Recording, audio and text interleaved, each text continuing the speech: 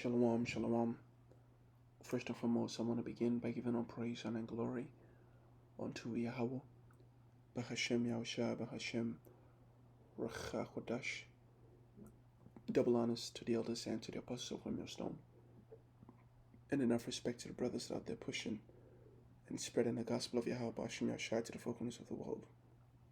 Now, through the spirit and power of Yahweh, Bahashem Yahushua, I wanted to do a quick lesson, and Lord willing, this be edifying. So I have something from Google's Gemini AI that kind of summarized a point that I was, struggling to make. And it's pretty much on the advantages that nuclear technology gives a nation. Okay. The reason I'm bringing this out is because I've been following this, this plan that Trump has begun. And this plan is to give Saudi Arabia nuclear technology. For a month now, ever since that article came out, I've been following the progress on it so far. And it seemed as though it was not rumors, and it seemed as though that it was not just confirmed by members of his cabinet, that he has actually gone ahead and sent the request to Congress. And so, we can only speculate what's going to happen next. Well, actually, we have a pretty good idea what's going to happen in the future because of the scriptures. But in terms of the intricate details, such as this, we can only speculate. But if after going through Congress, they approve it, and this technology goes to Saudi Arabia, then it'll embolden Saudi Arabia in a way that the scriptures foretold in the Apocrypha, right? And so, come on, right? Let me just read the article. It says President Donald Trump has sent Congress a proposed agreement with Saudi Arabia on civil nuclear energy, whilst insisting the pact will only go into effect if the kingdom normalizes relations with Israel. A U.S. administration official told Reuters on Tuesday. The agreement, which was reached in July and would allow U.S. companies to export civilian nuclear technology to the kingdom, was sent to Congress on Monday, according to the U.S. official who declined to be identified. The Saudi embassy in Washington did not immediately respond to a request for comment. It was not clear how Trump expects sending the nuclear deal to Congress, which has 90 sessions days to consider it, will advance its objective. It's not clear. No one can figure this out. But this is what's going on over there. This is the president's position has not changed, that the agreement will only move forward if Saudi Arabia joins the Abraham Accords. And there's also a video. I did a lesson on this a while back, which I think Saudi Arabia left the Abraham Accords because of the bombings that the Israelis were doing over there in the Middle East. And they left, which was,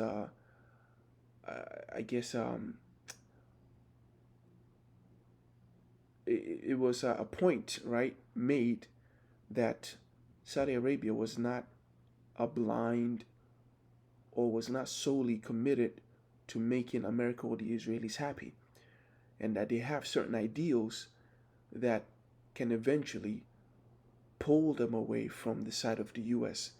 and the Israelis. So that was the kind of point that was made then. And so far, being who they are, Saudi Arabia, and being who America is and who the Israelis are, it doesn't matter how close they are, right now. Eventually, America and the Israelis are going to do something that is going to draw Saudi Arabia away from the alliance, right, that they have currently. Because, like I said, they've made a point to prove that a while back by leaving the Abraham Accords. And so, long story short, Trump is trying to build relations with Saudi Arabia by giving them nuclear technology. So the prophecy here is in the book of Second Ezra, the 15th chapter, which it describes the entire book of Second Ezra, the 15th chapter, describes the prophecy concerning the latter days, right, the day of the Lord. It talks about the plagues upon the world, the great famine, the sword, and the destruction. And let me see right here.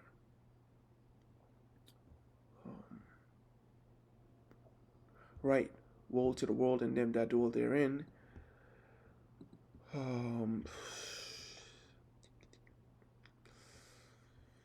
It says, I'll call together all the kings of the earth to reverence me, which are from the rising of the sun, from the south, from the east, and Lebanus, to turn themselves one against another, and to pay and to repay the things that they have done to them. So the determination of the Lord, according to the book of Zephaniah, the 3rd chapter, the 8th verse, was exactly this, right? That in the latter days, the battle of Armageddon would be kings against themselves. And then ultimately, once the battle reaches a climactic point, that's when the Son of God is going to appear on the scene, the one whom the world ignorantly calls Jesus Christ, whose true name, biblical name, according to the Hebrew, is Yahweh Shai. When he appears on the scene, and then he makes an end to all this chaos and destruction. So we know that ultimately this talks about the latter days. And if you keep reading even on to the next chapter, and the chapter prior to that, you'll find out that this is an eschatology, right? It deals with eschatology, the final history of wickedness. And so in the book of 2nd Ezra, the 15th chapter, while Ezra keeps going on and on about the great judgment of the Lord, he kind of, speaks much more specific, and he starts naming names, and he starts naming territories.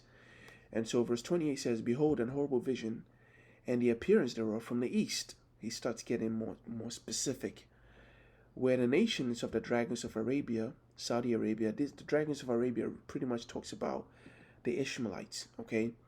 And these are the ones who today are known as the Saudi Arabians. And so it says what? 28 says, where the nations of the dragons of Arabia, they shall come out with many chariots, and a multitude of them shall be carried as the wings upon the earth. So, many chariots, in other words, terrifying, because that's usually what, chariot represents. And it also represents the fact that they're going to have a lot of people with them. They're going to, they're not going to be waging war by themselves. They're going to be together with a group of people, which later on is going to describe them as the Carmanians, i.e. the Persians, also known as the Iranians. And so they shall come out with many chariots, and a multitude of them shall be carried as the wind. So they shall sweep, right, terrifyingly across the region like the wind, that all they which hear them may fear and tremble. Okay? All they that fear and hear, meaning if you witness, right, and you are able to bear witness to their, to their campaigns, you will fear them. All right? It says also the Carmanians, which are the Iranians, raging in wrath shall go forth as wild boars of the woods, and with great power shall they come and join battle with them. They won't join battle against them. Some translations will try to make it seem like as though they're going to be fighting the Carmanians, but no, that's not what's going on. If this is talking about the great and dreadful day of the Lord, if the whole chapter talks about the final destruction that the Lord is bringing, then you can link into the book of Ezekiel, the 38th chapter, and the book of the book of Ezekiel, the 38th chapter, talks about the Carmanians along with the Russians, with many nations with them. So they're not gonna, the Carmanians, the Russians, are not, the Iranians are not gonna be fighting any nation other than America and the Israelis. Right? You can also read about that in the book of Revelation, the 20th chapter, where it talks about um, the number of them is as the sands of the sea. So when you consider all these other scriptures that deals with the battle of Armageddon, the dragons of Arabia, they are going to be joined in battle. In other words, together, not against each other. All right. And they shall waste a portion of the land of the Assyrians, that region over there in the Middle East, and then shall the dragons have the upper hand. In other words, they're going to be winning. Remembering their nature, they're going to be winning by being what? By being careless, right? Not careless, but more so like um, what's the word I'm looking for? Like feral and you know frantic and just kind of like a wild animal, right? Because that's what the scripture says, that the nature of the Arabians, the Ishmaelites, are going to be like. They're going to be like wild men. That's why the hand of every man is against them. And so, long story short, the final battle involves the Ishmaelites, the Arabians, being a powerful nation. That's why I think that this articles like this is very important, because it actually shows the prospect of this prophecy playing out in front of our very eyes. Okay, and so I have here says, how does what advantages does nuclear technology give a nation?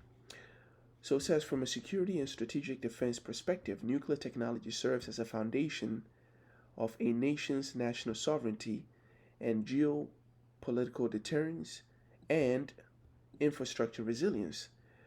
The security advantages extend far beyond the battlefield. They fundamentally alter how a nation projects power. It secures its borders and protects its society against hybrid warfare and supply chain disruptions. Now, for the moment, the reason Saudi Arabia has been helping the US bomb Iran was because they are afraid that Iran will have nuclear weapons before them. So what would happen? What do you think will happen when they get their own nuclear weapons or nuclear technology? They wouldn't care if Iran gets their nuclear technology as well. That's essentially what happens. Just like for a long time, Russia had a problem with Iran getting nuclear technology, nuclear weapons. But now they seem not to give a damn anymore. Why? Because it is in their best interest that the alliance that they have built, which is the BRICS, that every single member of the alliance will be a capable ally. Okay, so things can shift depending on what happens, or who gets what on, and what happens here, and this, that, and the third. But the point here is that once Saudi Arabia becomes a powerful state, it'll embolden them, right, to you know to shift away from America and the Israelis, because the only reason that they don't want to do it is because they fear the might of the West. But what would happen if they don't fear it anymore? You guessed it, they will go together with the Islamic nations, because that's what the scripture says that they will be like, right? They're gonna be like uh, wild man. The scripture says it, right? The book of Genesis, the 16th chapter, concerning Ishmael. Yep, thou shalt call his name Ishmael, and he will be a wild man, and his hand will be against every man, and every man's hand against him, and he shall dwell in the presence of his brethren. That's why in that whole region, these Islamic nations, they are one. Okay, they think alike. They hold the same ideals, even though they fight against each other sometimes. They are together against the world 100% of the time. So nuclear technology can give a nation the ability to have a naval propulsion power. Nuclear technology allows the military to operate nuclear-powered submarines and aircraft carriers. These vessels can stay submerged or at sea for decades without refueling, providing a permanent, stealthy blue water presence and an unmatched logistical advantage. So, you know, the Strait of Hormuz would definitely be closed off when this thing comes into play, which is another reason why America will have no choice but to start a war, over there in the Middle East. For nations with military nuclear capabilities, the concept of mutually assured destruction has historically acted as the ultimate deterrent against major scale state-on-state aggression and full-scale conventional invasion. So, when you have nuclear technology, it is the ultimate answer against invasion. No one will dare invade your land if you have what? Nuclear technology, right? Nuclear weapons. Um,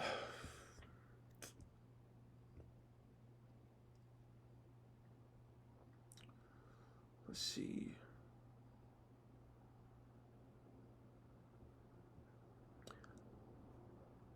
I'm just going to read the subtitles. Um, so, a nuclear technology can provide intelligence and space security. It hardens infrastructure in the sense that nuclear power plants are among the most robust, heavily fortified civilian structures on Earth. They are built to withstand extreme physical impact, including earthquakes, floods, and even deliberate commercial aircraft strikes. Um, let me see. Okay, yeah, this is pretty good. Countering foreign monopolies. Developing domestic nuclear capabilities prevents hostile foreign adversaries from using energy as a political weapon. For example, nations with robust nuclear sectors are less vulnerable to energy extortion, such as weaponized natural gas cutoffs.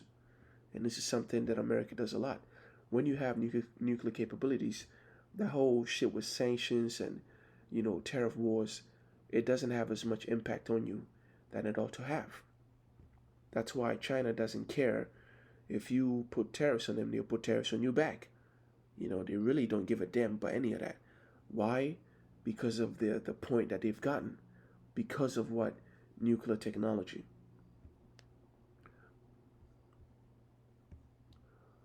So, yeah, this is why I thought this article was very interesting. So we'll see what Donatello will do next. All right, this is your boy DJT. These are his plans. This is what he's doing. Now you know. So in closing, I'm going to give all praise, honor, and glory unto Yahweh, Bahashem, Yahushai, Bahashem, Rachakodash, Shalom, Yahweh, Bahashem, Yahushai, Brakatham, to Akim, Sedakwefs, that are listening in truth and sincerity. May that blessing and relation be upon the house. And until next time, Shalom.